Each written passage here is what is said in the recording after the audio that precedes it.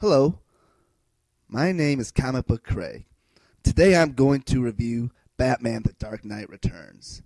And I love this comic. This is the comic that really made Batman The Dark Knight. This is why you see Batman portrayed as the Dark Knight in all the movies today.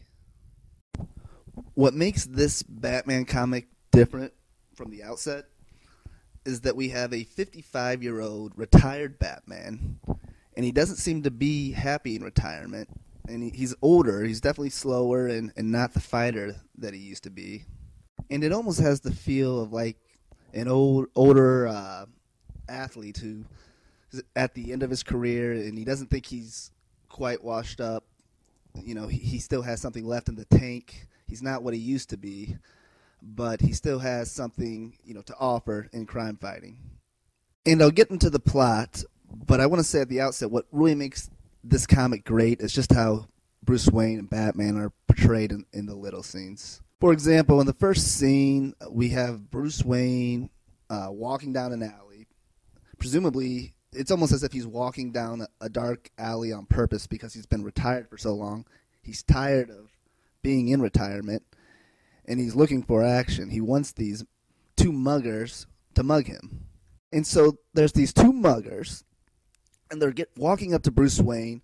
They're getting close to him, and as they get closer, they see that this guy is into it. He's into the mugging. He wants to get mugged.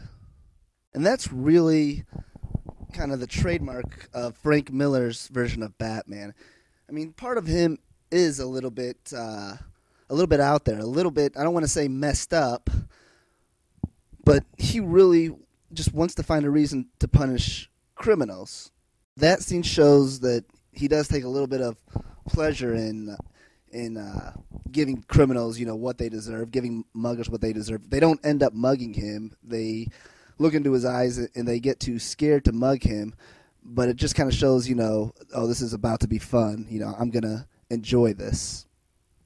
And I think that's why we see, I believe, a 13-year-old female Robin in this one, because it shows that it kind of gives a lighter side to Batman, a father-daughter thing with Batman. This device was also used in V for Vendetta, where in V for Vendetta, the comic, it was kind of a father-daughter thing a little bit with him and Evie. The point is that because V cares for this younger lady in a non-romantic way, it shows that he's not a complete psychopath. It balances out the violent side of him, I guess you could say.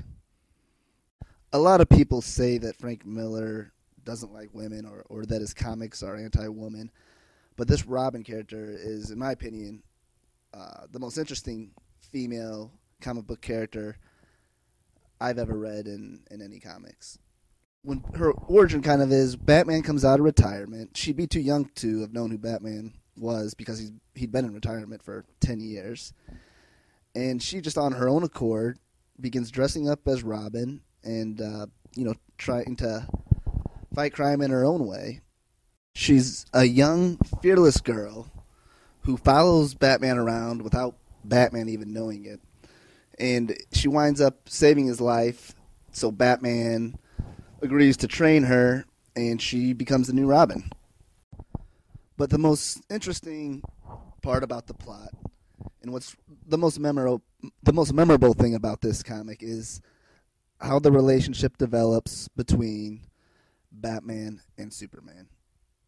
Really, the conflict between Superman and Batman arises out of a question of morality. They both have different morals.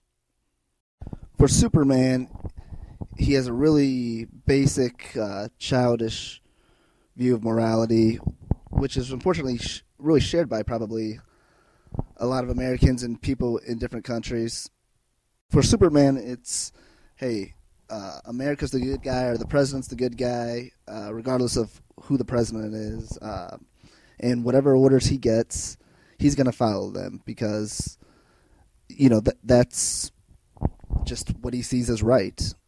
For Batman, it's not that he's not anti-government by any means. It's just that His morality is completely independent of the government. His morality comes from within, and he hates bad guys. He's going to do whatever he can to shut down the criminals.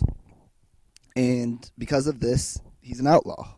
Batman was more than happy to work with the government for years. He worked with Commissioner Gordon for many years to try and stop the bad guys. And Commissioner Gordon goes into a mandatory forced retirement because of his age. And the new commissioner comes in and she declares Batman an outlaw. As Batman continues to fight crime anyways, there's really nothing the police can do to stop him from this because he's Batman. He's too, even at age 55, he's too skilled for them to still do anything about it. And that's where the conflict with Superman comes in. The president asks Superman to do something about Batman, and it really escalates very smoothly and nicely. They start out having discussions, debates. They bicker at each other, and it escalates as Batman fights each villain. The media attention gets bigger and bigger, and it culminates into a final battle between the two. They no longer have anything left to say. Batman feels the way Batman does. Superman feels the way he does, and it culminates into a battle in the final scene of this book. One final thing I'd like to say about this book is the portrayal of the media. It's really a great satire on media, and it's really relevant to today. The media plays a big role in this book and how Batman becomes a bigger and bigger problem for the government. It's basically, the media is portrayed basically how you see them if you were to turn on your TV today. You just basically have two idiots that go back and forth just yelling at each other. It's really more for entertainment. They don't really tell the public anything that might really help them. And in this book, Batman is the center of the debates. When Batman came out of retirement, all the cable shows would have two guys arguing. You have the pro-Batman people and the anti-Batman people, and they would each take their position on the cable news show, and they would just basically yell at each other. And the anti-Batman people, of course, always made really stupid points that were untrue. Anyways, that concludes the Batman review. I give this comic 5 out of 5 stars. If you enjoyed this review, I hope you give it thumbs up this video, subscribe to us, and share this on Facebook. We're going to be doing more reviews